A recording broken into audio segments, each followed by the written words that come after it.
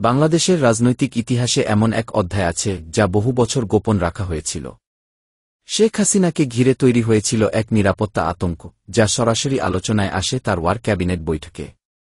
আজ আমরা জানব সেই অজানা গল্প। সূত্রগুলো বলছে, এক সময়ে শেখ হাসিনার নিরাপত্তা নিয়ে শীর্ষ মহলে চরম উদ্বেগ তৈরি হয়।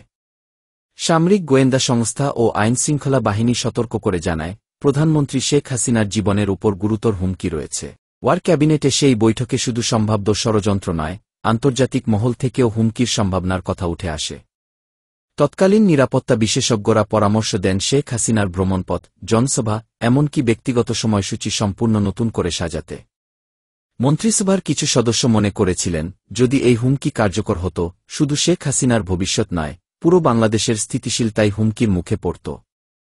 তাই জরুরি ভিত্তিতে বিশেষ নিরাপত্তা ব্যবস্থা নেওয়া হয় এবং নতুন নিরাপত্তা নীতি প্রণয়ন করা হয়। আজ বহু বছর পর সেই ওয়ার ক্যাবিনেটের অপ্রকাশিত তথ্য আমাদের মনে করিয়ে দেয়, বাংলাদেশের নেতৃত্বকে রক্ষা করা মানে শুধু একজন ব্যক্তিকে নয়, বরং পুরো জাতির ভবিষ্যৎকেই রক্ষা করা।